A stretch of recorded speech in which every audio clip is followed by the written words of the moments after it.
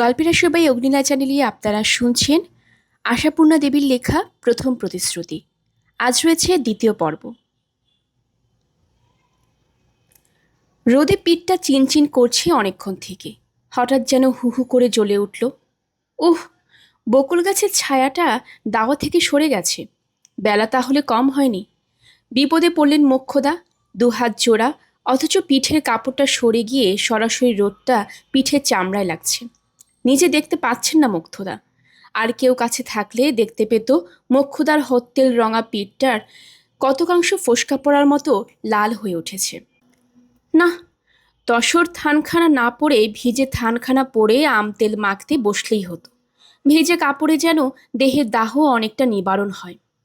কানা উঁচু ভারী ভারী পাথরে খোঁড়া দুখানা খানিকটা টেনে নিয়ে গিয়ে সরে দেওয়ার খুঁটির ছায়াটুকুতে পৃষ্ঠ রক্ষা করতে গেলেন মোক্ষদা। সমুদ্রের তৃণখণ্ড, তাছাড়া রোদ এখন দৌড়চ্ছে, এক্ষুনি খুঁটিয়ার ছায়া সরবে। হঠাৎ মোক্ষদা একটা সত্য আবিষ্কার করে বসলেন। সারা বছরটাই রোদে পুড়ে পুড়ে মরেন তিনি। এই তো কচি আমের আমতেল, এরপরেই বাখরা বাঁধা আমের গুড় আম, মশলা আম, তারপরেই পড়ে যাবে আমসত্ত্বর মরশুম। আর সে মরশুমকে সামলে তোলা তো সহজ নয়। আমসত্ত্বর পালা চুকতে চুকতে অবশ্য বর্ষা নামে। সেই ২-৩টি মাসই শুধু রোদ পড়ার ছুটি। বর্ষা শেষ হতেই দুর্গোৎসবের সুর উঠে। দুর্গোৎসবের আগে সারা ভারতেই তো ঝাড়া বাছা রোদে দেওয়ার ধুম চলে। তারপর পরের তিলের নাড়ুর ধুম। বদ্যি চাটুর্যের বাড়ি দুর্গোৎসবের তিলের নাড়ু একটা বিখ্যাত ব্যাপার। হাতে বাগিয়ে ধরে কামড় দিতে পারা যায় না এত বড় নাড়ু। পক্কান্ন আনন্দ নাড়ু মুরকির মোয়া সবই কবরেজ বাড়ির বিখ্যাত। কিন্তু সেসব তো তবু ৫ হাতের ব্যাপার। নিতান্ত প্রতিমার ভোগের উপযুক্ত সের কতক জিনিস গঙ্গাজলে ভোগের তৈরি হলেও বিরাট অংশটাই অনেকে হাত লাগায়। কিন্তু তিলের নাড়ুর সম্পূর্ণ মোক্ষদার ডিপার্টমেন্ট। কারণ তিলের নাড়ুর অমন হাত নাকি শুধু এ গ্রামে কেন, এ তল্লাটে নেই। তার সেই নাম কি আর অমনি হয়েছে? আগা গোড়া নিজের হাতে রাখেন বলেই না এদিক ওদিক হতে পায় না। বস্তা বস্তা তিল তো এসে হাজির হলো। তারপর সেই তিল ঝাড়া বাছা নিখুঁত করে ধুয়ে নিপাট করে রোদে শুকিয়ে ঝুনো করা, ঢেকিতে কোটা, প্রকাণ্ড পেতলের সরা চড়িয়ে গুড় জাল দিয়ে নিটুট নিশ্চিদ্দির ধামায় সেই তিলচুর মেখে মেখে তাড়াতাড়ি গরম থাকতে থাকতে নাড়ু পাকিয়ে ফেলা। এর কোনোটা নিজের হাতে না করলে চলে? একবার বুঝি তিলটা কুটেছিল সেজ বউতে আর বড় বৌমাতে, সেবার তো নাড়ু দিয়ে মজল। আগা গোড়া খোসায় ভর্তি, রঙও হলো তেমনই কেলে কিষ্টি। রামকালী নাড়ু দেখে হেসেছিলেন, প্রশ্ন করেছিলেন, এ নাড়ু কার তৈরি? সেই থেকে সাবধান হয়ে গেছেন মোক্ষদা।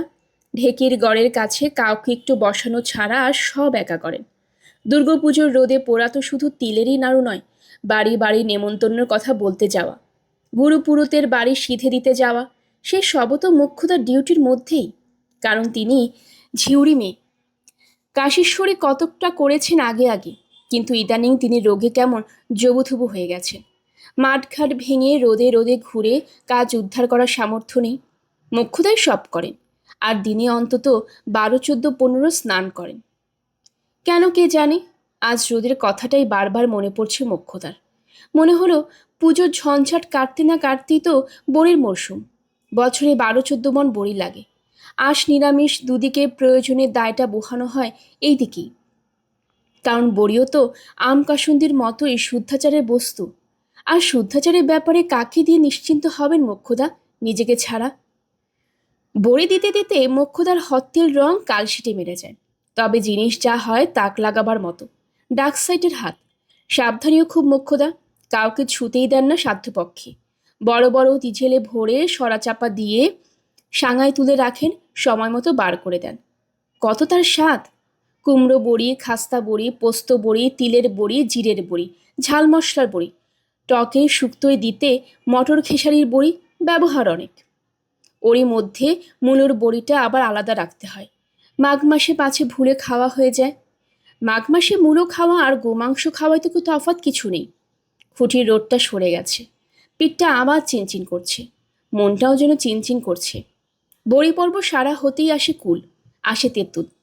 কবে তবে রোদে পড়ার ছুটি? সারা বছর ধরে এই রোদে পড়ার দায়িত্ব মোক্ষদাকে দিয়েছে কে, এ কথা কে বলবে? তবে মোক্ষদা জানেন এটা তারই দায়িত্ব। আমতেল মাখা একটা সময় সাপেক্ষ কাজ। চটকে চটকে তেলে আমি মিশোতে হবে তো। হয়েছে এতক্ষণে।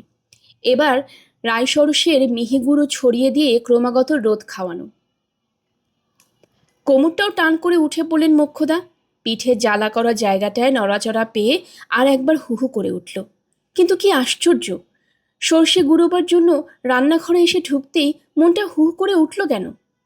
ঘরে ঢুকেই হঠাৎ কেমন বোকার মতো দাঁড়িয়ে পড়লেন মোক্ষদা। ঘরটা আজ এত বড় দেখাচ্ছে কেন?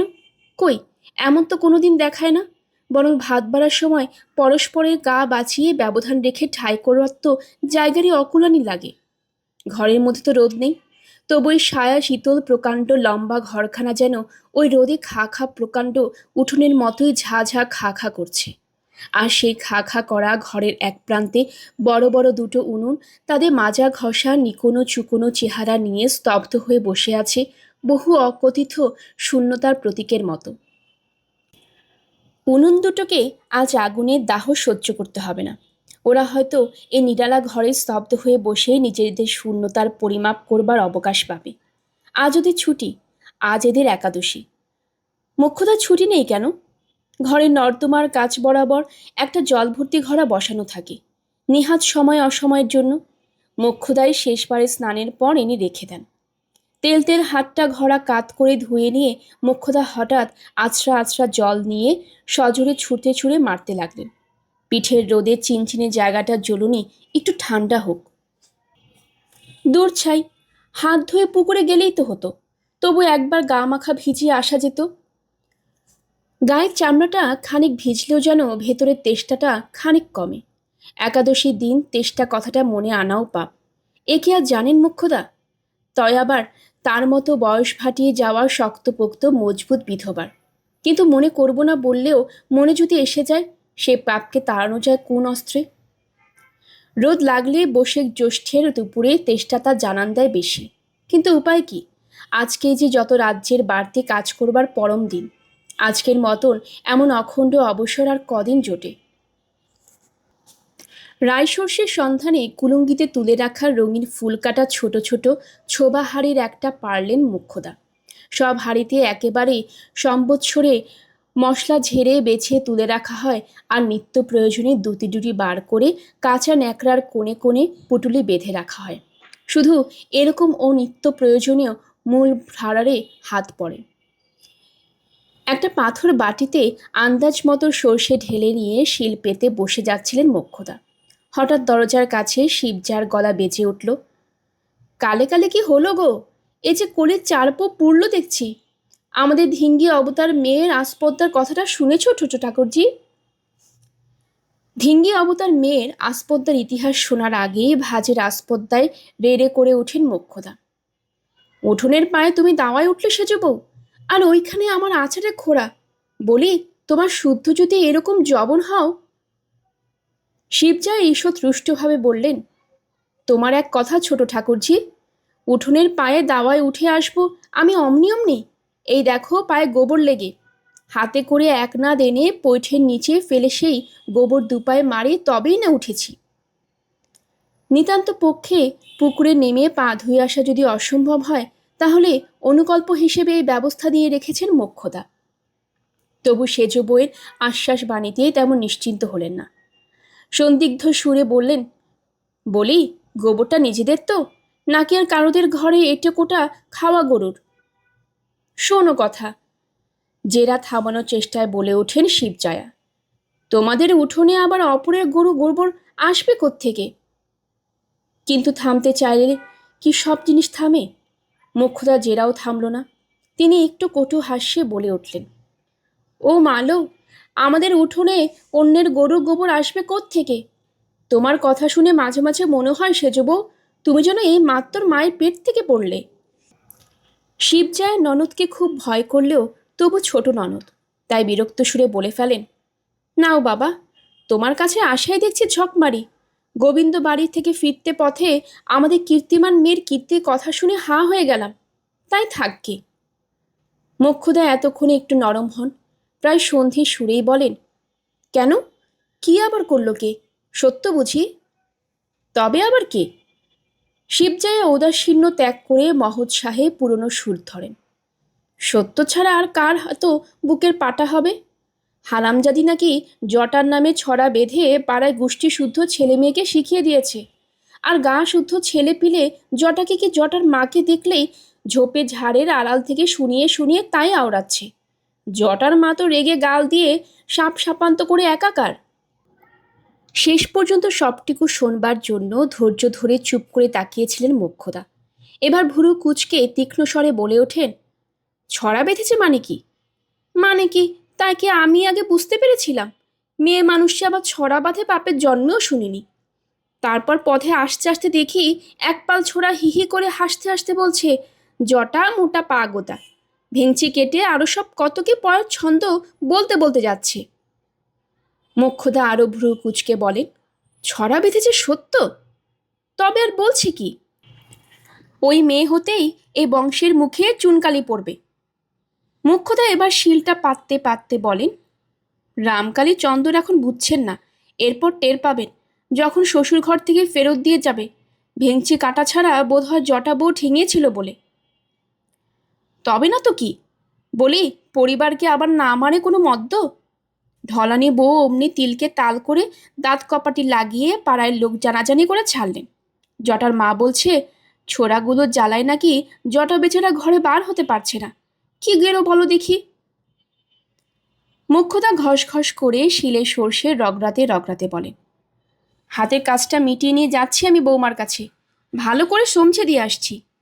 মায়ের আশকারা না থাকলে মেয়ে কখনো এত বড় বেয়ারা হয়? পাড়ার ছোড়াদের সঙ্গে বা নাত দিন এত মস্করা কিসের? একটা কলঙ্ক রটে গেলে তখন রামকালীর মুখটা থাকবে কোথায়? পয়সাওয়ালা বলে তো সমাজ রেয়াত করবে না। শিবজার কাজ কিছুটা সিদ্ধ হলো। বড় জায়ের নাতনির বিরুদ্ধে ছোট ননদকে কিছুটা তাতাতে পেরেছেন। শেষমেশ বলেন, তুমি যাই আছো ছোট ঠাকুরজি, তাই এখনো সংসারে একটা হক কথা হয়, নইলে আমরা তো ভয় কাটা। ভয় আবার কিসের? মোক্ষদা দুম করে শিলটা তুলে ফেলে বলেন, ভয় করব ভূতকে, ভয় করব ভগবানকে, মানুষকে ভয় করতে যাব কেন? বিধবা পিসিকে ভাত দিয়ে পুষছে বলে যে হক কথা শুনতে হবে না রামকালীকে, এ তুমি ভেবো না সেজব। সে যাক, জটার বউ প্রাচীর তীরে কিছু ব্যবস্থা হয়েছে? ও মা, তুমি শোনোনি সে কথা? প্রাচীর তীর তো করবে না। করবে না? না, রামকালী নাকি ভট্টাচার্যকে শাসিয়েছে, প্রাচীর তীরে বিধান দিলে তাকে গা ছাড়া করবে। তার মানে? আকাশ থেকে পড়লেন মোক্ষদা। মানে বোঝো, অহমিকা আর কি। আমি গায়ের মাথা, আমি যা খুশি তাই করব। মোক্ষদা সর্ষে গুঁড়ো ছড়ানো আচারের খোড়া দুটো দুম করে ঘরে তুলে ঘরে কপারটা টেনে শেকল তুলে দিয়ে বলেন, যাচ্ছি, দেখছি পয়সার বার কত বেড়েছে রামকালীর। সত্য আছে বাড়ি? বাড়ি? দুপুরবেলা বাড়ি থাকবারই মেয়ে বটে সে। কোথায় আগানে বাগানে ঘুরে বেড়াচ্ছে। বেউলা মেয়ের এত বুকের পাটা এতক্ষণে বয়সে দেখিনি কখনো। তসরখানা গুছিয়ে পরে উঠোন পার হয়ে খড়খড় পায়ে বেড়ার দরজা খুলে পথে পড়লেন মোক্ষদা। ফিরে তো স্নান করতেই হবে, একবার কেন কতবার, কিন্তু এসবের একটা হেস্তনেস্ত দরকার। জগতের কোথাও কোনো অনাচার ঘটবে এ মোক্ষদা বরদাস্ত করতে পারবেন না। কিন্তু ও কি, একটু এগোতেই থমকে দাঁড়াতে হলো। বজ্রাহতের মতোই থমকানি। দেখলেন একখানা তেপেরে শাড়িতে গাছ কোমর বেঁধে একরাশ রুক্ষ চুল উড়িয়ে এক হাঁটু ধুলো মেখে একদল ছেলেমেয়ের সঙ্গে আমবাগানে মাঝখান দিয়ে চলেছে সত্য, হি হি করতে করতে আর সমস্বরে কি যেন একটা ছড়ার মতোই আওড়াতে আওড়াতে। দাঁতে দাঁত চেপে আরও একটু এগিয়ে গেলেন। মোক্ষদা দলের পেছন দিকে একটা গাছের আড়ালে দাঁড়িয়ে সবটা শুনতে চেষ্টা করলেন। হি হি হাসির চোটে সব শোনা যায় ছাই, তবু বালক কণ্ঠে শানানো সুর।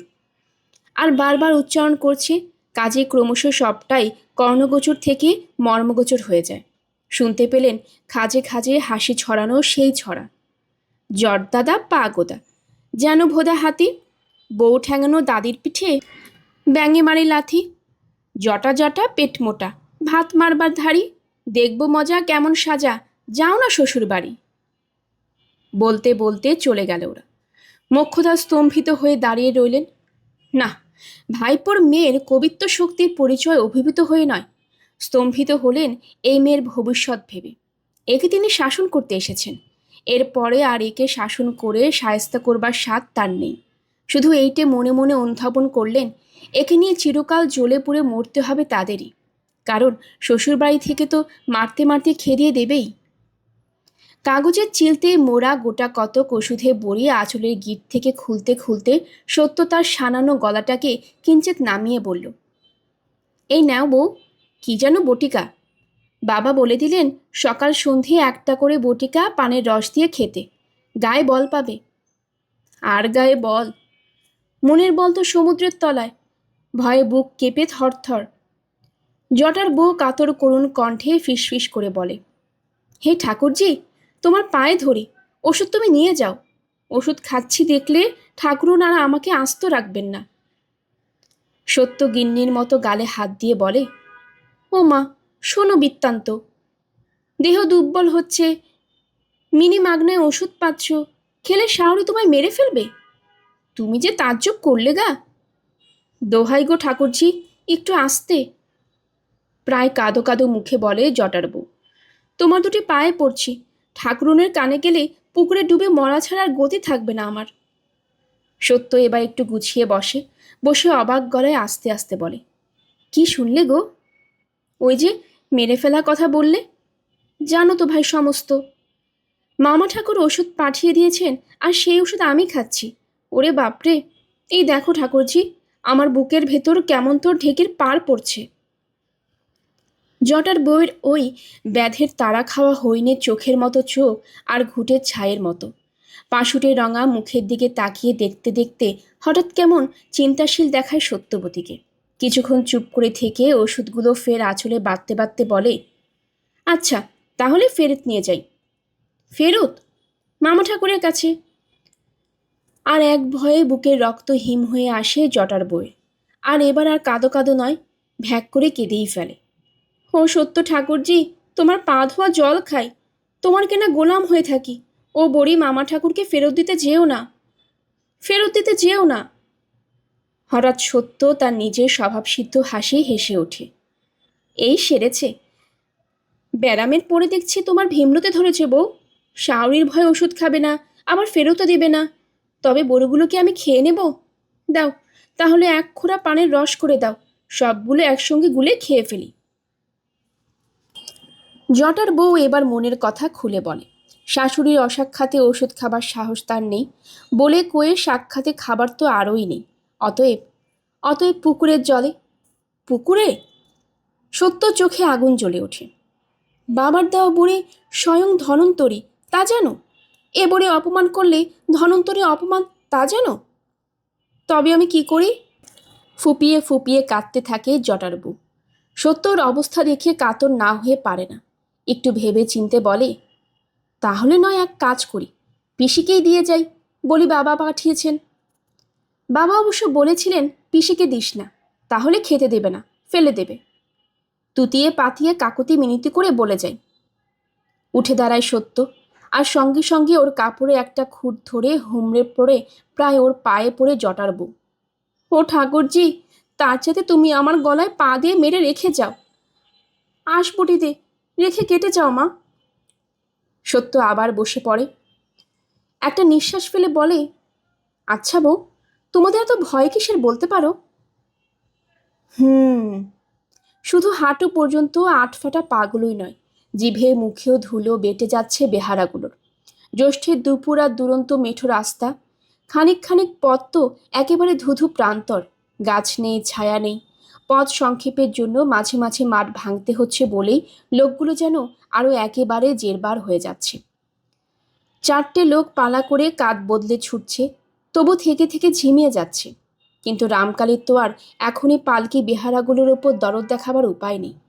আজ 4 দিন গা ছাড়া, তো ধর মো ধর। না হলেও হাতে কটা রোগী ছিল, কে জানে কেমন আছে সে কটা। গিয়েছিলেন জিরেটের জমিদার বাড়িতে রোগী দেখতে। শুধু তো এক আধখানা গায়ে নয়, 10খানা গা অবধি নাম ডাক বদি চাটুর্যের। রাজার আদরে রেখেছিল ওরা, আর পায়ে ধরে সাধছিল আরও 2 দিন থেকে যাবার জন্য। রাজি হননি রামকালে, বলে এসেছেন, প্রয়োজন নেই। যে ওষুধ দিয়ে গেলাম এতেই রোগী 3 দিনে উঠে বসবে। তবে পথ্যাপথ্যে যা ব্যবস্থা দিয়ে যাচ্ছি সেটি নিষ্ঠার সঙ্গে পালন করা যায়। কবিরাজ মশাই পথে খাবেন বলে ওরা এক ঝুড়ি কলমের আম ওর পালকির মধ্যে তুলে দিয়েছে। আপত্তি শোনেনি। পা ছড়াতে অনবরত ঝুড়িটা পায়ে ঠেকছে আর বিরক্তি বোধ করছেন রামকালী। এই এক আপদ, পথে তিনি কিছু খান না, এ কথা ওর মানতে চাইল না। স্বয়ং জমিদার মশাই দাঁড়িয়ে তুলিয়ে দিলেন। তবু মুখ কাটা ডাব গোটা চারেক পালকিতে তুলে দেননি রামকালী। বলেছিলেন, বেড়াগুলো তাহলে আপনার বাগানের ওই ফলগুলোই বয়ে নিয়ে যাক রায়মশাই, আমি পদব্রজেই যাই। সম্পূর্ণ তৈরি আম জ্যৈষ্ঠের দুপুরে ঝলসানি হাওয়ায় একেবারে শেষ তৈরি হয়ে ওঠে। থেকে থেকে মিষ্টি সুবাস ছড়াচ্ছিল। রামকালী বিরক্ত হচ্ছিলেন, আর বেহারাগুলো যেন অন্তর দিয়ে সেই সুবাসটুকুই লেহন করছিল। আর ভাবছিল, ডাব চারটে পালকির বাঁকে বাঁকে নিলেই বা ক্ষতি কী ছিল? তবু তো কেষ্টজীবের ভোগে লাগত। অন্য মনস্ক হয়ে বোধহয় ঝিমিয়ে এসেছিল তারা। হঠাৎ চমকে উঠল কর্তার হাঁকে। পালকি থেকে মুখ বাড়িয়ে রামকালী হাঁকছেন, ওরে বাবা সকল, ঘুমিয়ে পড়িস নে, একটু পা চালা। কথাটা শেষ করেই হঠাৎ সুর ফেরতা ধরলেন কবরেজ। এই দাঁড়া দাঁড়া, আস্তে কর, পেছনে হঠাৎ যেন আরেকটা পালকির শব্দ পাচ্ছি। চার বেহারার 8খানা পা থমকে দাঁড়ালো। হ্যাঁ, শব্দ একটা আসছে বটে পেছন থেকে, হঠাৎই আসছে। হুম হুম আওয়াজটা ক্রমশ স্পষ্ট হচ্ছে। প্রধান বেহারা গদাই ভুঁইমালি পালকির বাগ থেকে ঘাড় সরিয়ে পেছন সড়কের দিকে তাকিয়ে উৎফুল্ল কণ্ঠে বলে ওঠে, আজ্ঞে কর্তামশাই, নির্দোষ বলেছেন বটে, পালকি একটা আসছে। মনে নিচ্ছে কোনো বিয়ের বর আসছে। বিয়ের বর? রামকালী পালকি থেকে গলাটা আর একটু বাড়িয়ে এবং সে গলার স্বরটাকে অনেকখানি বাড়িয়ে বলেন, বিয়ের বর, এ খবরটা আবার চট করে কে দিয়ে গেল তোকে? গদাই ভুঁই মালিয়ে মাথা চুলকে বলে, পালকির কপাটে হলুদ শোগানো ন্যাকড়া ঝুলছে দেখতে পাচ্ছি কর্তা, বেড়াগুলোর পরনে লাল ছোপ খেটে। খেটেটা হচ্ছে ধুতির সংক্ষিপ্ত সংস্করণ। আরও অনেক শ্রমজীবীদের মতো পালকি বেহারাদের পুরো ধুতি পরা চলে না। জোটেই বা কই? ছালার মতো মোটা 7 হাতি খেটেই তাদের জাতীয় পোশাক। লোকের বাড়ি কাজে কর্মে বিয়ে পৈতেই লাল রঙের ছোপানো ওই ধুতি মাঝে মাঝে তাদের জোটে। এতে সুবিধাটা খুব, মাস 3-4 খান না কেচে চালানো হয়। লাল হলুদ রংটাই শুধু নয়, ক্রমশ মানুষগুলো স্পষ্ট হচ্ছে। গদাই আরও একটা উৎফুল্ল আবিষ্কার করে, পশ্চাতে গাড়িও আসছে কর্তা, বলদের গলা ঘন্টি শুনতে পাচ্ছি। এ আর বরযাত্রী না হয়ে যায় না। এদিকে কোথায় বে? ওই পাশের গাড় সড়ক দিয়ে বেরিয়েছে। পালকি নামা, গম্ভীর কণ্ঠে হুকুম করেন রামকালী। দেখা দরকার প্রকৃত ঘটনা গদাইয়ের আন্দাজ অনুযায়ী কিনা, আর এও জানা দরকার, যদি সত্যি তা হয়, কে এমন দুর্বিনীত আছে তার গ্রামে যে ব্যক্তি মেয়ের বিয়ে দিতে বসেছে অথচ রামকালীকে জানায়নি। আর এই গ্রামে যদি নাও হয়, খোঁজ নেওয়া চাই, গ্রামের ওপর দিয়ে বরযাত্রী নিয়ে যাচ্ছে কোথায়। রামকালী মনে যাই থাক, বেহারাগুলো একটুখানির জন্য বাঁচল। একটা পাকুর গাছতলায় পালকি নামিয়ে খানিক তফাতে গিয়ে কাঁধের গামছা ঘুরিয়ে বাতাস খেতে লাগলো। কর্তামশাই চোখের সামনে তো আর বাতাস খাওয়া চলে না।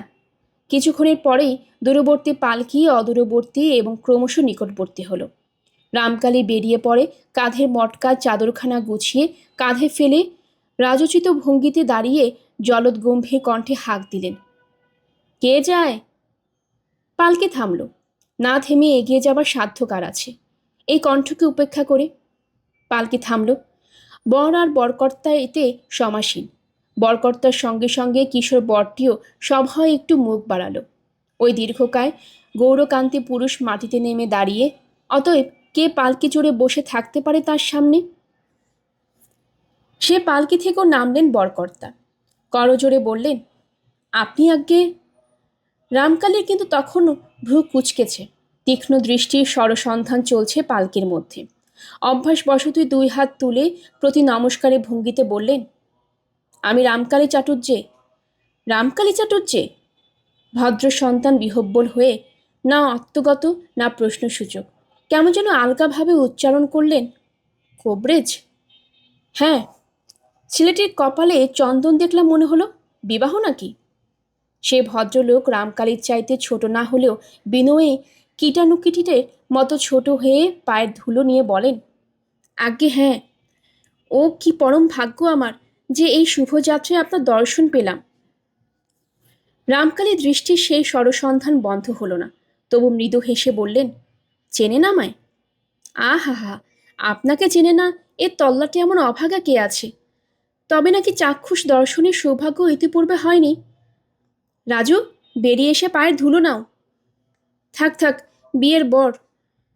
রামকালী স্বভাব সিদ্ধ গম্ভীর গলায় প্রশ্ন করলেন, আপনার পুত্র? আজ্ঞে না, ভ্রাতস পুত্র। পুত্র আমার কনিষ্ঠ সহোদরের। সে আছে পেছনে গো জানে। আরও সব আত্মকুটুম্ব আসছেন তো। হুম, কন্যাটি কোথাকার? আগে এই যে পাটমহলের লক্ষ্মীকান্ত বারজ্যের পৈতৃ। লক্ষ্মীকান্ত বারজ্যের পৈতৃ? রামকালী যেন সহসা সচেতন হলেন। তাই নাকি? আপনারা কোথাকার? আপনার ঠাকুরের নাম? আমরা বলাগড়ের। ঠাকুরের নাম ঈশ্বর গঙ্গাধর মুখোপাধ্যায়, পিতামহের নাম ঈশ্বর গুণধর মুখোপাধ্যায়। আমার নাম, থাক, আপনার নামে প্রয়োজন নেই। তাহলে আপনারা মুখুটি কুলিন? তা হাবভাব এমন জজমেনে ভট্টাচার্যের মতন কেন? কিন্তু সে যাক, দুটো কথা আছে আপনার সঙ্গে। বর নিয়ে বেরিয়েছেন কখন? জজমেনে ভট্টাচার্য শব্দটা ঈষৎ ক্ষুব্ধ হয়ে পাত্রের জেঠা গম্ভীরভাবে বললেন, আভ্যুদয় শ্রাদ্ধের পর। সে তো বুঝলাম, কিন্তু সেটা কত বেলায়? এই এক প্রহরটাকে আগে হবে। হুম, পাত্রের কপালে চন্দনরেখা কি সেই তখনকারই নাকি? চন্দনরেখা? এ আবার কেমন প্রশ্ন? পাত্রের জেঠা নানাবিধ প্রশ্নের সম্মুখীন হবার জন্য প্রস্তুত হচ্ছিলেন, কিন্তু পাত্রের কপালে চন্দন রেখাঙ্কনের কাল নির্ণয়ের মতো এমন অদ্ভুত প্রশ্নের জন্য নিশ্চয়ই প্রস্তুত ছিলেন না। তাই অবোধের মতো বলেন, কি বলছেন? বলছি, ছেলের কপালে এই যে চন্দন পর্ণ হয়েছে, ওটা কি যেই যাত্রাকালেই? আগে হ্যাঁ, তা তো নিশ্চয়ই। পাত্রের জেঠার সৎসাহে বলেন, যাত্রাকালে মেয়েরা যেমন পরিয়ে দেয় তেমনই দেওয়া হয়েছে। আমাদের বাড়ি মেয়েদের বুঝলেন কি না, এসব ব্যাপার খুব নামডাক আছে। পাড়া থেকে ডাকতে আসে পিড়ি আলপনা দিতে, শ্রী গড়তে, বরকনে সাজাতে। রামকালী ওই পালকির দিকে তাকাতে তাকাতে আবার কেমন অন্যমনা হয়ে পড়েছিলেন। ইতো বৎসরে পশ্চাৎবর্তী গরুর গাড়ি দুখানা এসে পড়েছে। পালকি নামানো এবং অপর এক পালকির আরোহীর সঙ্গে বাক্যবিন্যাসের ব্যাপার দেখে ঈষৎ ঘাবড়ে গিয়ে বরের বাপও নেমে এসে দাঁড়িয়েছেন। অন্যমনা রামকালী একটা দীর্ঘ নিঃশ্বাস ফেলে গাঢ়স্বরে বলেন, আমি আপনাকে একটা অনুরোধ করছি মুখুজ্য মশাই, আপনি যাত্রা স্থগিত করুন। যাত্রা স্থগিত করুন? বিবাহযাত্রা?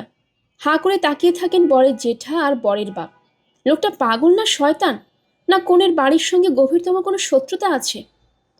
ওদিকে ঘুম ছুটে যাচ্ছে বেহারাদের, রোদ্দুরটা অসহনীয় হয়ে উঠছে। দুই পালকির বেহারার অদূরে দাঁড়িয়ে পরস্পর বাক্য বিনিময় করে ব্যাপারটা অনুধাবন করার চেষ্টা করতে ঘন ঘন এদিকে তাকাচ্ছে কখন পালকি তোলার ডাক পড়ে। ব্যাপারটা যে একটা কিছু হচ্ছে এ অনুমান করে ইত্যবসরে গরুর গাড়ি থেকে এক ব্যক্তি লাফিয়ে নেমে পড়েছেন, যিনি হচ্ছেন বরের পিসে। গাড়ি ছুঁয়ের মধ্যে গলদঘর্ম হয়ে আস্তে আস্তে এমনিতেই মেজাজটা চড়ে উঠছিল। নেমেই যাত্রা স্থগিতের কথা শুনে তেলে বেগুনে জ্বলে উঠে বললেন, কে মশাই আপনি? ভাঙচি দেবার আর জায়গা খুঁজে পাননি? যাত্রা করে বর বেরিয়েছে, পথের মাঝখানে দাঁড় করিয়ে ভাঙচি দিচ্ছেন?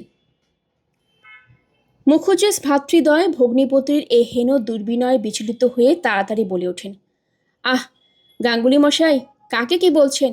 ইনি কে তা জানেন? জানতে চাইনি মুখুজ্জে, থামো তুমি। যে ব্যক্তি এ হেন অবার্চিনের ন্যায় কথা কয়। চোপড়াও? হঠাৎ যেন ঘুমন্ত পাক জেগে জেগে গর্জে উঠল, চোপড়া বামুনের ঘরে কুষ্মাণ্ড? মুখুজ্জে, চেঁচিয়ে উঠল বাঘের পর খেকশিয়াল।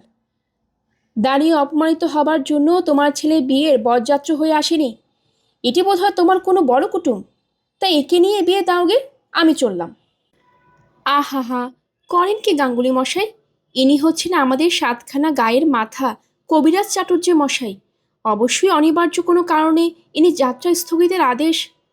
কবিরাজ চাটুর্যে? গাঙ্গুলির কাছার কাপড় আলগা হয়ে পড়ে। তিনি সহসা আধ বিঘটাক জিভ বার করে সে জিভে দাঁত কেটে দু হাতে দু কান মলে বয়সের মর্যাদা ভুলে প্রণাম করে বসেন।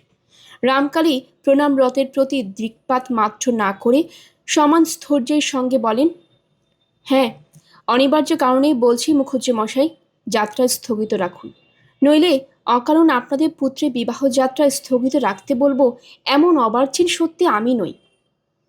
বড় মুখুজ্জে দুহাত কচলে বলেন, আগে তার বলতে, মানে এ লক্ষ্মীকান্তবাবুর বংশে কোনো দোষ? আহ মাখুজ্জে মশাই, অনুগ্রহ করে আমাকে অত ইতর ভাববেন না। আমি বলছি, পুত্রের বিয়ে দিতে গিয়ে আপনি বিপদে পড়বেন। আপনার পুত্র অসুস্থ। পুত্র অসুস্থ? এ আবার কি প্যাচের কথা? এ যে দেখছি সমুদ্রের দিক থেকে পাথর ছুটে আসা, এ পাথরের আশঙ্কা তো ছিল না। কন্যাপক্ষে কোনো গোলমাল আছে, এবং ইনি অবশ্যই কন্যাপক্ষের কোনো বিশেষ হিতৈষী এটাই ভাবছিলেন মুখুজ্জেরা। সেটা স্বাভাবিক, তা নয় পথের মাঝখানে আটকে একে উল্টোপাল্টা চাপ। পুত্র অসুস্থ বলেন কি কবিরাজ মশাই? এ যে একটা অসম্ভব কথা বলছেন। অমন সুস্থ সহজ পুত্র আমার উপবাসেও মধ্যাহ্নকালের উত্তাপে বোধ করি ঈষৎ শুষ্ক দেখাচ্ছে। ছোট মুখুজ্জে কাতরভাবে বলেন, না, শুষ্ক দেখাচ্ছে না। রামকালী জলদগম্ভীর স্বরে বললেন, বরং বিপরীত, রীতিমতো অসুস্থই দেখাচ্ছে। লক্ষ্য করলেই টের পাবেন। আমি গোড়াতেই লক্ষ্য করেছিলাম এবং আপনাকে নিবৃত্ত করবার সংকল্প নিয়েই আটকেছি। ছেলেটির চেহারায় আমি শিরোচ্ছিলি সান্নিপাতিকের লক্ষণ দেখতে পাচ্ছি। বিবাহ সভায় নিয়ে গিয়ে সংকটে পড়বেন। বাড়ি ফিরে যান, কন্যার বাড়িতেই সংবাদ দিন। বরের পিষে পূর্ব বিনয় ভুলে গিয়ে রুখে ওঠেন, ভেলা ঝামেলা করলে তো দেখছি। আজ বিবাহ, রাত্রি প্রহরে লগ্ন, এখন ছেলেকে বাড়ি ফিরিয়ে নিয়ে যাব, আর কন্যাপক্ষকে সংবাদ দেব পাত্র অসুস্থ। এ কি ছেলের হাতে মোয়া নাকি? বুঝতে পারছি আপনি কন্যাপক্ষের একজন মস্ত হিতৈষী। রামকালে গৌর মুখ রোদের তাতে এমনিতে লাল টকটকে হয়েছিল, এবার আগুনের মতো গনগনে দেখালো। তবু উত্তেজিত হলেন না। সতাচ্ছিল্যে গাঙ্গুলির প্রতি একটা কটাক্ষপাত করে বললেন, হ্যাঁ, ঠিক বলেছেন, বিশেষ হিতৈষী লক্ষ্মীকান্ত বাড়ুজ্যে মশাই আমার মাতুলেই সতীর্থ পিতৃতুল্য। তার পত্রীটি যে বিবাহ রাত্রি বিধবা হয়, এটা আমার অভিপ্রেত হতে পারে না। নির্মল নির্মেষ আকাশ থেকে যেন বজ্রপাত ঘটল। এ কি সর্বনেশে অলক্ষণের কথা? এ কি অভিশাপ, না অপ্রকৃতস্থ মস্তিষ্কের প্রলাপ? মুখুজ্জে গলার পইতে হাতে জড়িয়ে হাহা করে উঠলেন। রামকালী নিবাত নিষ্কল্প দীপশিখা, কঠিন হৃদয় বিচারক অপরাধীর প্রতি মৃত্যুদণ্ডাদেশ দিয়েও যেন স্থির থাকে, তেমনি অচল অটল স্থির হয়ে দাঁড়িয়ে রইলেন। অভিশাপ দেওয়া হলো না। পইতে হাত থেকে ছেড়ে মুখুজ্জেরা কেঁদে উঠলেন। এ কি বলছেন কবরেজ মশাই? কি করব বলুন? আমি মুখের উপর স্পষ্ট বলতে চাইনি, আপনারাই বলালেন। শুনুন, যদি হিত চান এখনো পুত্রকে তার জননীর কাছে নিয়ে যান। স্পষ্ট দেখতে পাচ্ছি স্বয়ং কাল ও শিওরে দাঁড়িয়ে। আর বেশি বাক্য ব্যয়ের সময় অপচয় করবেন না। তাছাড়া আপনারা উচটন হলে পুত্র বিহব্বল হবে। কিন্তু মুখুজ্জেরা তো রক্তমাংসের মানুষ, ওদের বিশ্বাস অবিশ্বাস দিয়ে তৈরি মন। যে ছেলে পালকির মধ্যে দিব্যি বসে রয়েছে, মাঝে মাঝে মুখ বাড়িয়ে দেখেও নিচ্ছে কি হচ্ছে এখানে, যার কপালে এখনও চন্দনের রেখা জলজল করছে আর গলার মালা থেকে সুগন্ধ বিকিরণ করছে, সামান্য একটা মানুষের কথায় বিশ্বাস করে বসবেন যে সে ছেলের শিওরের সমন দাঁড়িয়ে?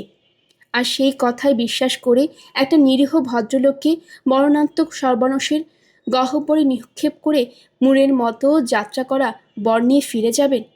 বালুচদের হবে কি? কন্যা ভ্রষ্টা লগ্না হওয়া মৃত্যুর চাইতে কি কিছু কম? না, এও অসম্ভব। নিশ্চয়ই এ কোনো চক্রান্ত। হয় এই চাটুর্যের সঙ্গে লক্ষ্মীকান্ত বাড়ুজ্যে ঘোরতর কোনো শত্রুতা আছে, নচেত এই লোকটা আদৌ চাটুর্যেই নয়, কোনো খ্যাপাটে বামুন। তবু এই ব্যক্তিত্বের প্রভাবের সামনে কেমন যেন সব ভুলিয়ে যাচ্ছে, আর সন্তানের সম্পর্কে অত বড় অভিশাপ সদৃশ্যবাণী। ছোট মুখুজ্জে একবার অদূরবর্তী পালকির দিকে তাকিয়ে রুদ্ধশ্বাস বক্ষে বলেন, আমি তো রোগের কোনো লক্ষণ দেখছি না কবরেজ মশাই। রামকালী একটু বিষাদ ব্যঞ্জক হাসি হাসেন। তা দেখতে পেলে তো আপনার সঙ্গে আমার কোনো প্রভেদ থাকতো না মুখুজ্জে মশাই। আসুন, এদিকে সরে আসুন। দেখছেন তাকিয়ে ছেলের ললাটে ওই চন্দন রেখা, সদ্য চন্দনের মতো আর্দ্র। অথচ বলছেন এক প্রহরকাল আগে চন্দন পরানো হয়েছে। তাহলে সে চন্দন এতক্ষণে শুকিয়ে খড়ি হয়ে যাবার কথা হয়নি, কারণ চোরা সান্নিপাতিকে সর্বশরীর অসুস্থ হয়ে উঠেছে। এই কথা! হঠাৎ পাত্রের জেঠা হেসে ওঠেন। কবিরাজ মশাই, খুব সম্ভব পথশ্রমে আপনি কিছু অধিক ক্লান্ত, তাই লক্ষণ নির্ণয় ভুল করছেন। গ্রীষ্মকালে ঘাম নির্গমের দরুন চন্দন শুকিয়ে উঠবার অবকাশ পায়নি, এই তো কথা। ওহে বেয়ারারা, চল চল, পালকি ওঠাও, শুভযাত্রায় এই কি বিপত্তি! লক্ষণ নির্ণয় ভুল করেছেন রামকালী। রামকালী নিজেরই মাথা শিরা ফেটে যাবে নাকি? একবার নিজের পালকির দিকে অগ্রসর হতে উদ্যত হলেন রামকালী, কিন্তু আবার কি ভেবে থমকে দাঁড়িয়ে আরো ভারী গলায় বললেন, শুনুন মুখুজ্জে মশাই, রামকালী চাটুর্যের লক্ষণ নির্ণয় ভুল হয়েছে এ কথা যদি অন্য কোনো ক্ষেত্রে উচ্চারণ করতেন, সে অধ্যত্বের সমুচিত উত্তর পেতেন। কিন্তু এখন আপনার সংকট সময়, ওদিকে বারুজ্যেরও বিপন্ন, তাই মার্জনা পেয়ে গেলেন। লক্ষ্মীকান্ত বারুজ্যের বাড়ি এখনই সংবাদ দেওয়া প্রয়োজন, এবং সে কাজ আমাকেই করতে হবে। প্রয়োজন হলে পালকি ছেড়ে দিয়ে ঘোড়া নিতে হবে। তবে আপনাকে শেষ সাবধান কথা জানিয়ে যাচ্ছি, ছেলেটির মাথার শিরা ছিঁড়ে ভেতরে রক্তক্ষরণ শুরু হয়েছে। চোখের শিরার রং এবং রগের শিরার স্ফীতির দিকে লক্ষ্য করলে আপনিও ধরতে পারবেন। মনে হচ্ছে খানিক বাদেই বিকার শুরু হবে। জানানো আমার কর্তব্য বলে জানিয়ে দিলাম। বলছিলেন না লক্ষণ নির্ণয় ভুল? ঈশ্বরের কাছে প্রার্থনা করছি রামকালী কবরেজের বিচার যেন ভুলই হয়ে থাকে। রোদের ঘামকে কালঘাম ভাবার ভ্রান্তি তার হয়েছে, এই যেন হয়। আর কি বলবো? আচ্ছা, নমস্কার। পরে গদাই, তোল পালকি। পা চালিয়ে একবার বসিরের ওখানে চল দেখি, ঘোড়াটাকে নিতে হবে। পালকি চলতে শুরু করেছে, হঠাৎ ছুটে এলেন ছোট মুখুজ্জে। প্রায় ডুকরে কেঁদে চিৎকার করে উঠলেন, কবরেজ মশাই, এত বড় সর্বনাশের কথা বললেন, যদি তো একটু ওষুধ দিলেন না। রামকালী গম্ভীর বিষণ্ণভাবে হাতটা একটু নেড়ে সে হাত কপালে ঠেকিয়ে বললেন, দেবার হলে আপনাকে বলতে হতো না, আমি নিজেই দিতাম, কিন্তু এখন আর স্বয়ং ধনন্তরীর বাবার সাধ্যও নেই। ও পালকিতে তখন বড় মুখুজ্জে উঠে পড়ে বিরক্তভাবে বলে ওঠেন, দুগ্গা দুগ্গা, যত সব বিঘ্ন! যাত্রাকালে কার মুখ দেখে বেরোনো হয়েছিল, কোথা থেকে এক উৎপাত জুটে! আয় রাজু, অমন ঢুলছিল কেন? গরমে কষ্ট পাচ্ছে? রাজু রক্তবর্ণ দুটি চোখ মিলে বলে, না জেঠামশাই, শুধু বড্ড শীত করছে। আঁচল ডুবিয়ে নাড়া দিয়ে দিয়ে তলার জল উপরে আর উপরের জল তলায় করছিল ওরা তপ্ত জল শীতল করতে। বেলা পড়ে এসেছে, তবু পুকুরের জল টকবগিয়ে ফুটছে। এ জল নেমে ঝাঁপায় পড়লে গা ঠান্ডা হবার বদলে দাহই হয়। তবু জলের আকর্ষণ, তাই বেলা পড়তেই জলে পড়া চাই পাড়ার নবনীনা কুলে। চাটুর্যে পুকুরের জল তোল মাটি ঘোল করছিল পুণ্যি, টেপি, পুটি, খেদি প্রমুখ নবীনেরা। সত্য কেন এখনও এসে হাজির হয়নি তাই ভাবছে ওরা, আর অনুপস্থিত সত্যের সন্তোষ বিধানের জন্যই বোধ করি জল সেতল আর অভিযানটা এত জোর কদমে চালাচ্ছে। সত্য ওদের প্রাণ পুতুল। সত্য কি শুধুই তাদের দলনেত্রী? ভগবান জানেন কোন গুণে সত্য সকলের হৃদয় নেত্রী। সত্যবিহীন খেলা ওদের শিবহীন দক্ষ যজ্ঞেরই সামিল। পুকুরে ঝাঁপায় ঝরার ব্যাপারে সত্য রোজই অগ্রণী, তাই ওরা বারবার ফুটন্ত জলকে তলা উপর করতে করতে এ ওকে প্রশ্ন করছিল, সত্যর কি হলো রে? ঘরে তো দেখলাম না। বলেছিল তো ঠিক সময় দেখা হবে। বাগানে কোথাও আছে নাকি এখনো? দূর, একা একা কি আর বাগানে ঘুরবে? বেওলা মেয়ে, ভয় নেই পড়ানে? ভয়? সত্যর আবার ভয়? দেখিস ও শ্বশুরবাড়ি গিয়ে শাওরি পিস শাওরিকেও ভয় করবে না। তা আশ্চর্য নেই, ও যা মেয়ে। সত্য যে তার সমস্ত সখী সঙ্গিনীদের প্রাণীর দেবতা, তার প্রধান কারণ বোধ হয় সত্যের নির্ভীকতা। নিজের মধ্যে যে গুণ নেই, যে সাহস নেই, সে গুণ সে সাহস অন্যের মধ্যে দেখতে পেলে মোহিত হওয়া মানুষের স্বভাব ধর্ম। নির্ভীকতা ব্যতীত আরও কত গুণ আছে সত্যর। খেলাধুলোর ব্যাপারে সত্যর উদ্ভাবনী শক্তির জুড়ি নেই। বল আর কৌশল দুই তার অন্যের চাইতে বেশি 100 গুণ। মোটা সোটা একটা গাছের কাটা গুড়িকে দড়ি বেঁধে একা আনা সত্যবতীর পক্ষে আদৌ সম্ভব নয়। আবার সে গাছের গুড়িকে গড়িয়ে পুকুরের জলে ফেলে ডিঙি বানানো সত্যর কৌশলেই সম্ভব। এর ওপর আবার পয়ার বাধা। পয়ার বাঁধার পর থেকে পাড়ার সমস্ত ছোট ছেলে মেয়েই তো সত্যর পায়ে বাধা পড়েছে। সেই সত্যর জন্য জল শীতল করছে ওরা, এ আর বেশি কেউ থাকি। কিন্তু সত্যর এত দেরি কেন? এদিকে যে এদের মেয়াদ ফুরিয়ে আসছে। ঠাকুমা পিসিমা একবার চৈতন্য পেয়ে খোঁজ করলেই তো হয়ে গেল। নেহাত নাকি ঠিক এই সময়টুকু অভিভাবিকা দলের কিঞ্চিত দিবানাদ্রার সময়। তাই এদের এই অবাধ স্বাধীনতা। হ্যাঁ, এই পড়ন্ত বেলাতে গিন্নিরা একটু গড়িয়ে পড়েন। সারা বছর তো নয়। মেয়ে মানুষে দিবানিদ্রার মতো অলক্ষণে ব্যাপার কি আর আছে সংসারে? নেহাত এই আমের সময়টা। আমের যে একটা নেশা আছে। গিন্নিরা বলেন আমের মত। আম খাও বা না খাও, এই সময় শরীর ঢিস ঢিস করবেই। অবশ্য না খাওয়ার প্রশ্নই ওঠে না। আম কাঁঠাল আবার কে না খায়? হুড়ো ভট্টাচার্যের মার মতো কে আর আমহেন বস্তুকে জগন্নাথের নামে উৎসর্গ করতে পারে? হুড়ো ভট্টাচার্যের মা সেবার শ্রীক্ষেত্রের গিয়েও এই কাণ্ড করে এসেছেন।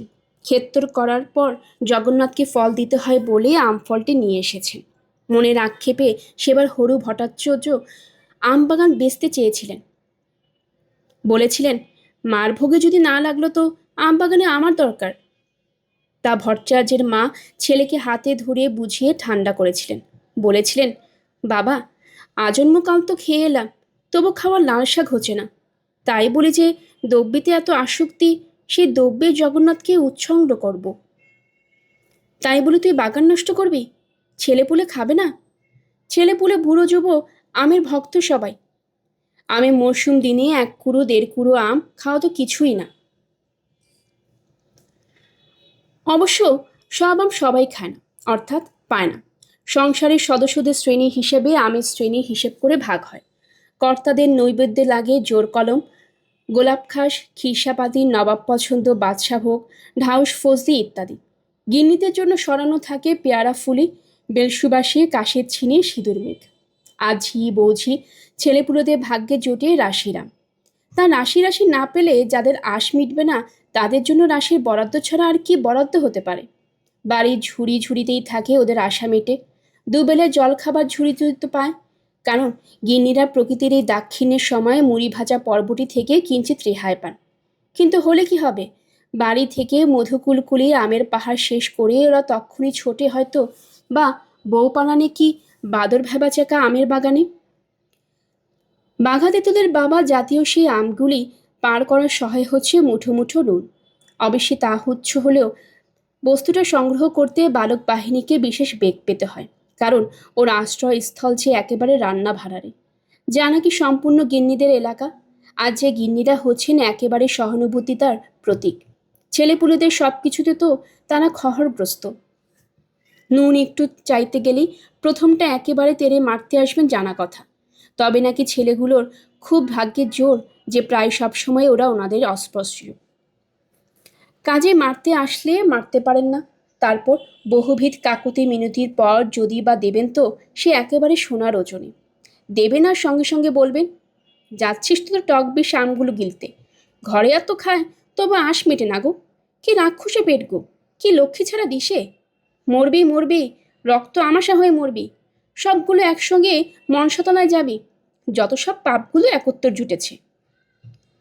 গালমন্দবিহীন লবণ সে ওরা কল্পনাও করতে পারে না। তবে সত্য আগে আগে চরণ মুদির দোকান থেকে বেশ খানিকটা সংগ্রহ করে আনতে পারত। কিন্তু ইদানিং, অর্থাৎ বড় হয়ে স্তূপ মুদির দোকানে ভিক্ষে করতে যেতে লজ্জা করে। বড়জোর দূরে দাঁড়িয়ে থেকে নিতান্ত একটা শিশুকে লেগিয়ে দেয়। কবরেজের মেয়ে বলে সমাজের সত্যর কিছুটা প্রতিষ্ঠা আছে। সে প্রতিষ্ঠার মর্যাদাটাও তো রাখতে হয়। আজ দুপুরে আমবাগান পর্বে সত্য ছিল। তারপর কখন এক সময় যেন বাড়ি চলে গিয়েছিল। খেদে একটু কল্পনাপ্রবণ, তাই সে বলে, সত্য শ্বশুরবাড়ি থেকে কেউ আসেনি তো? দূর, শ্বশুরবাড়ি থেকে আবার শুধু শুধু কেউ আসবে কেন? আর আসেও যদি, সত্যর কি? যে আসবে সে তো চণ্ডী মণ্ডপে বসবে। সহসা পুটি চেঁচিয়ে ওঠে, আসছে আসছে আসছে, বাবা ধরে পেরান প্রায়। এত দেরি কেন রে সত্য? আমরা সে কখন থেকে জল ঠান্ডা করছি। সত্য বিনা বাক্যে গম্ভীরভাবে ঘাটের পৈঠের ভাঙাচোরা বাঁচিয়ে জলে নামে। কিরে সত্য, মুখে কথা নেই যে? বাবা, আজ এত পায়া ভারী কেন রে তোর? সত্য এক মুখ জল নিয়ে কুলকুচো করে ঠোঁট বাঁকিয়ে বলে, পায়া ভারী আবার কি? মনীষীর রীত চরিত্রের দেখে ঘেন্না ধরে যাচ্ছে। ও মা, কেন রে? কাকে দেখে? কার কথা বলছিস? সত্য জ্বলন্ত স্বরে বলে, বলছি আমাদের জটাদার বউয়ের কথা। গলায় দড়ি, গলায় দড়ি, মেয়েজাতের কলঙ্ক। সত্যের বয়স 9 বছর, অতএব সত্যের পক্ষে এ ধরনের বাক্যবিন্যাস অসম্ভব। এমন কথা ভাববার হেতু নেই। শুধু সত্য কেন, নেহাত ন্যাকা হ্যাবা মেয়ে ছাড়া সে আমলে 8-9 বছরের মেয়েরা এ ধরনের বাক্যবিন্যাসে পোক্তই হতো না। হবে না কেন? 4 বছর বয়স থেকে যে তাকে পরের বাড়ি যাওয়ার তালিম দেওয়া হতো, আর বয়স্কদের মহলে বিচরণের ক্ষেত্র নির্বাচন করা হতো। সে ক্ষেত্রে শিশু বলে কোনো কথাই বাদ দেওয়া হতো না তাদের সামনে। কাজে সত্য যদি কারো উপর খাপ্পা হয়ে থাকে, মেয়েজাতির কলঙ্ক বলে অভিহিত করে থাকে, আশ্চর্য হবার কিছু নেই। পুণ্যি তাড়াতাড়ি প্রশ্ন করে উঠে, কেন রে, কি হয়েছে? জম জানে, বলে প্রথমটা খানিকক্ষণ জমের ওপর ভার ফেলে রেখে অতঃপর সত্য মুখ খোলে, জন্মে আর মুখ দেখছি না, ছি ছি, গেছলাম। বলি, আহা, স্বামী শাওরির ভয়ে রোগের ওষুধটুকু পর্যন্ত খেতে পায় না। যাই একবার দেখে আসি কেমন আছে। সেজ পিসি তার কেশর গেছে শুনেছি। মনটা তাতে আলো খোলসা ছিল। ওমা, গিয়ে ঘেন্নায় মরে যায়। কি দুষ্প্রবৃত্তি রে, কি দুষ্প্রবৃত্তি! এরা শঙ্কিত দৃষ্টি মেলে তাকিয়ে থাকে। না জানি কোন ভয়ঙ্কর কাহিনী উদ্ঘাটন করে বসে সত্য। শুধু পুণ্যি ভয়ে ভয়ে বলে, কি দেখলি রে? কি দেখলাম বললে পেত্তই করবি। দেখি কিনা ঘরে জটাদা বসে, আর বউ কিনা তাকে পান সেজে দিচ্ছে আর হাসি মস্করা করছে। জটাদা? খেদে পুটির সকলে একযোগে বলে ওঠে, ও হরি, এতে তোর এত রাগ?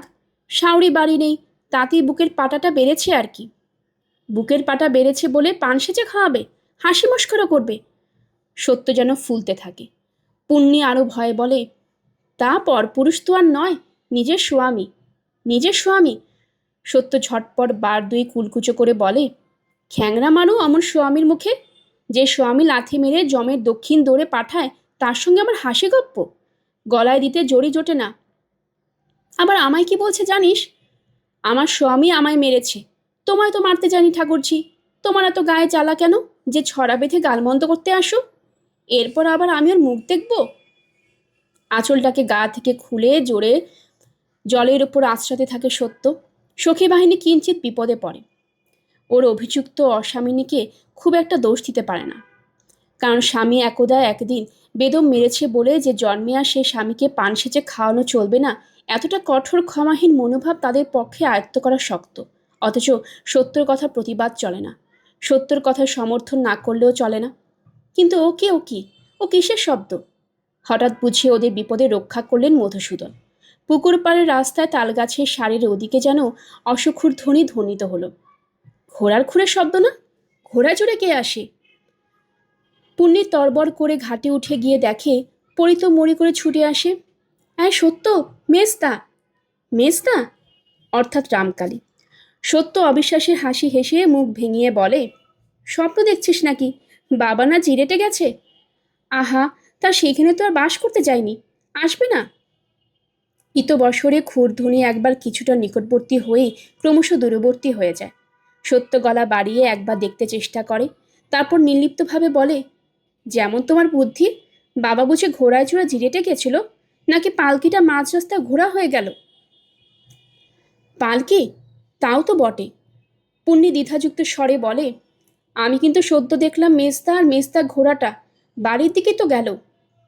তা গেল বটে, তবে কি হঠাৎ জিরেটের সেই রোগী ন্যায়দেয় অবস্থায় ঘটেছে?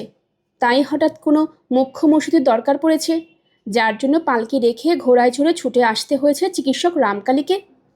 খেদি বলে, যাই হোক বাপু সত্য, তুই বাড়ি যা। কোবরেজ চাঠা ভিন্ন এই গ্রামে ঘোড়াতেই বা চড়বে কে? এ কথাও খাঁটি। ঘোড়ার আছেই বাকার। এই অঞ্চলে কালে কুসমিনে বর্ধমান রাজের কোনো কর্মচারী কি কোম্পানির কোনো লোক ঘোড়া পিঠে চড়ে আসে? নইলে ঘোড়াকে কোথায় পাচ্ছে? ঘাট থেকে উঠে পড়ে সত্যবাহিনী। এখন প্রথমটা সকলের সত্য ভবনে অভিযান, কারণ ঘোড়া রহস্য ভেদ না করে কে স্থির থাকতে পারবে? ভিজে কাপড়ের জল সপিয়ে আর মলের গোছা বাজিয়ে ওরা রওনা হলো। কিন্তু এ কি তাজ্জব! এ যে একেবারে রূপকথার গল্পের মতো। সত্যদের বাড়ির কাছাকাছি পৌঁছতে না পৌঁছতে হা হয়ে দেখে ওরা রামকালে ফের ফিরে যাচ্ছেন ঘোড়া হাঁকিয়ে। শুধু এবারে বাড়তির মধ্যে তার পেছনে পিঠ আঁকড়ে আর একজন বসে। সে জনটি হচ্ছে সত্যর বর্দা, রামকালী চাটুর্যের বইমাত্র ভাই কুঞ্জবিহারীর বড় ছেলে রাসবিহারী। পুণ্যির কথাই সত্যি বটে, অশ্বারোহী ব্যক্তি রামকালে। কিন্তু এ নিয়ে এখন আর বাহাদুরি ফলায় না পুণ্যি। শুধু হাঁ করে অনেকক্ষণ ঘোড়া পায়ের দাপটে ঠিকরে ওঠা ধুলোর ঝড়ের দিকে তাকিয়ে থেকে নিঃশ্বাস ফেলে বলে, ব্যাপার কি বলো তো? আমিও তো তাই ইনতাম করছি। সত্য অবাকভাবে বলে, ওষুধ দিতে আসবে যদি বাবা, তো বর্দাকে পিঠে বেঁধে নিয়ে যাবে কেন? সেই তো কথা। প্রচণ্ড গরম, তবু সপসপে ভিজে কাপড়ের ওপর হাওয়ায় ডানা বুলিয়ে যাওয়ার দরুন গাটা কেমন শিরশির করে উঠল। সত্য এবার হা করে ভাব করে বিচক্ষণের সুরে বলে, নে নে চল, দৌড়ে দাঁড়িয়ে গুলতুনে করে আর কি হবে? বাড়ি গেলেই টের পাবো কি হয়েছে। তোরা যা, ভিজে কাপড় ছেড়ে আয়, আমি দেখি গিয়ে কি হয়েছে। কি হয়েছে? যা হয়েছে তা একেবারে সত্যর হিসেবের বাইরে। শুধু সত্যর কেন, সকলেরই হিসেবের বাইরে। ঘোড়ায় চড়ে ঝড়ের বেগে এসে সমগ্র সংসারটা উপর যেন প্রকাণ্ড একখানা পাথর ছুঁড়ে মেরে ফেরে গেছেন রামকালী। সেই পাথরের আঘাত সহজে কেউ সামলাতে পারছে না। সত্য ভেতর বাড়ির উঠোনে ঢুকে দেখল, উঠোনের মাঝখানে বসানো মড়াই দুটোর মাঝখানে যে সরু জমিটুকু, সেইখানে দাঁড়িয়ে আছে বড় জেঠি, ঠিক যেন কাঠের পুতুলটি, আর দাওয়ায় পৈঠে গলে হাত দিয়ে কাঠ হয়ে বসে তার ঠাকুমা, এবং দাওয়ার উপর জটলা বেঁধে বাড়ির আর সবাই, শুধু যা পিঠ ঠাকুমাই অনুপস্থিত। অবশ্য সেটাই স্বাভাবিক, কারণ তিনি এই যবনাচারী দাওয়ায় কখনো পা ঠেকান না। এই দাওয়ায় রাস্তা বেরানো ছেলেপুলে উঠে, কর্তা দিয়ে খড়ম উঠে। পিঠ ঠাকুমা না থাক, আর সবাই তো জটলা করছে। কেন করছে, অথচ কারো মুখে বাক্য নেই কেন? ফিস কথা, ঘোমটার ভেতর হাত মুখ নাড়ানাড়ি। সত্য ঠাকুমা যতটা সম্ভব গা বাছিয়ে গা ঘেঁষে বসে পড়ে, সাবধানে ইশারায় প্রশ্ন করে, কি হয়েছে গো ঠাকুমা? দিন তাইনি নীরব, অতপর সত্য সরব, ও ঠাকমা, বাবা অমন করে ছুটে এসে আবার কোথায় গেল? দিন তারিণী মৌন। কি গেরো, কথার উত্তর দিচ্ছ না কেন গো? ও ঠাকুমা, বাবা জিরের থেকে অমন হাঁপাতে হাঁপাতে ঘোড়া ছুটে এলোই বা কেন, আবার ছুটলই বা কেন? ও ঠাকুমা, বলি তোমাদের সব বাক্যে হয়ে গেল কেন?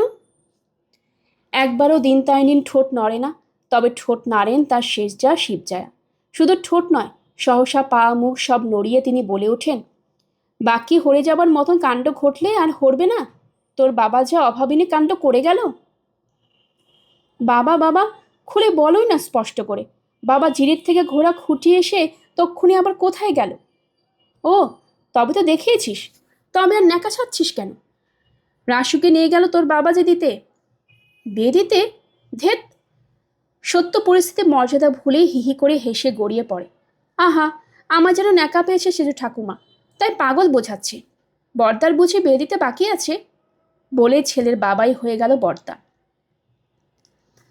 গেল তাই কি, এবার হঠাৎ দিন তাইনি মনোভঙ্গ করে নাতনিকে ধমকে ওঠেন, বড্ড তো দেখছি ট্যাকট্যাকে কথা হয়েছে তোর। ছেলের বাবা হলে আর বিয়ে করতে নেই? মহাভারত অশুদ্ধ হয়ে যায়।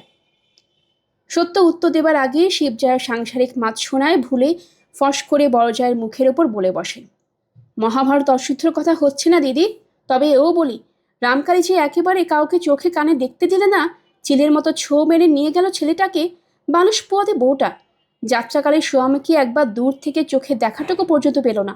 এটা কি ভালো হলো? কখন যে ইতিমধ্যে মোক্ষদা এসে দাঁড়িয়েছেন এপাশে বেড়ার দরজা দিয়ে এবং আলোচনার শেষাংশ শুনে নিয়েছেন, সে আর কেউ টের পায়নি। মোক্ষদার থান ধুতি গুটিয়ে হাঁটুর উপর তোলা, কাঁধে গামছা, অর্থাৎ স্নানে যাচ্ছেন মোক্ষদা। অবশ্য স্নানে যাচ্ছেন বলে এই ভেতর বাড়ির অর্থাৎ শয়ন বাড়ির উঠোনে তিনি পা দিতেন তা নয়, তবে আজকের কথা স্বতন্ত্র। আজকের উত্তেজনায় অত মরণ বাচন জ্ঞান রাখলে চলে না। আজ নয় ঘাটে 2-10টা ডুব দিয়ে ফের দিঘিতে ডুব দিতে যাবেন, তবে এদের মস্তিষ্কের যোগ দেওয়াটা দরকার। মোক্ষদা সেচ ভাজের কথাটুক শুনতে পেয়েছেন এবং তাতেই সমগ্র নাটকটি অনুধাবন করে ফেলেছেন। তাই তিনি 3 আঙ্গুল হেঁটে খানিকটা এগিয়ে এসে গলা বাড়িয়ে উঠে বলেন, কি বললে সেজবু, কি বললে? আর একবার বলো তো শুনি। শিবজয়া অবশ্য আর একবার বললেন না, শুধু মাথার কাপড়টা অল্প টেনে মুখটা একটু ফেরালেন। মোক্ষদা একটু বিষ হাসি এসে বলেন, বলতে অবশ্য আর হবে না, কানে প্রবেশ করেছে সবই। তবে ভাবছি সেজবউ তুমি হঠাৎ এমন ভট্টাচার্য হয়ে উঠলে কবে থেকে? যাত্রাকালে রাসুর আমার পরিবারের সঙ্গে চোকাচুকি হয়নি, এই আক্ষেপে মরে যাচ্ছ তুমি? কলি আর কত পুণ্য দেখে হবে? চারকাল হয়ে কলি তো এখন উপচচ্ছে। শুভ কাজে যাত্রাকালে লোকে ঠাকুর দেবতার পট দেখে বেরোয়, গুরুজনের চরণ দর্শন করে বেরোয়, এই তো জানি, জেনে এসেছে এতকাল। পরিবারে বর্ধন দর্শন না করে বেরোলে জাত যায়, এটা তুমিই প্রথম শোনালে সেজবউ। শিবজয় ননদকে ভয় করলেও এতজনের মাঝখানে হেরে যেতে রাজি হন না, তাই বলে ওঠেন, রাসুর কথা আমি বলিনি ছোট ঠাকুরজি, বড় নাতবইয়ের কথা বলেছি। আবাকে জানলো না শুনলো না, আচমকা মাথায় পাহাড় পড়ল। আপনার স্বামী একা আপনার থাকতে থাকতে একবার শেষ দেখাও দেখতে পেলে না, সেই কথা হচ্ছে। মোক্ষদা সহসা খলখলিয়ে হেসে ওঠেন, ও সেজ বউ, ঘুনো ঘরে বসে আছো, যাত্রাপালা বাঁধো না। সত্য পয়ের বেঁধেছে, তুমি বা বাকি থাকো কেন? যা তোমাদের মতিগতি দেখছি, এ আর গেরস্থ ঘরের যুগ্যি নয়। বুড়ো মাগে তুমি, চারকাল দিয়ে এককালে ঠেকেছে, লজ্জা এলো না এ কথা মুখে আনতে? স্বামী কি মন্ডা মিঠাই যে একলা আস্তটা না খেতে পেলে পেট ভরবে না, ভাগ হয়ে গেলে প্রাণ ফেটে যাবে? ছি ছি, একটা ভদ্রলোকের কত বড় বিপদ থেকে উদ্ধার করতে ছুটল রামকালী, আর তার কাজে কিনা ব্যাখ্যাখানা বসেছে। বলদের এই বাগযুদ্ধে মাঝখানে সত্য হা করে তাকিয়েছিল। মোক্ষদার কথা শেষ হতেই হঠাৎ ঠাকুরমার কোলে গোড়া থেকে উঠে সরে এসে বলে বসে, সেজ ঠাকুরমা তো ঠিকই বলেছে পিস ঠাকুরমা, নির্দোষ বাবার অন্যায় হয়েছে। বাবার অন্যায়? সন্দেহযুক্ত নয়, একেবারে নির্দোষ। উঠোনে কি বাজ পড়ল? কলিকাল শেষ হয়ে কি প্রলয় এলো? গল্পের আসবাই অগ্নিলা চ্যানেলে আপনারা শুনছিলেন আশাপূর্ণা দেবীর লেখা প্রথম প্রতিশ্রুতি। আসছিল দ্বিতীয় পর্ব। আপনারা যারা নতুন আমাদের চ্যানেলটি শুনছেন, কাইন্ডলি চ্যানেলটি সাবস্ক্রাইব করে নেবেন। পরবর্তী পর্ব শোনার জন্য আমন্ত্রণ জানানো হলো। সবাই ভালো থাকবেন, ধন্যবাদ।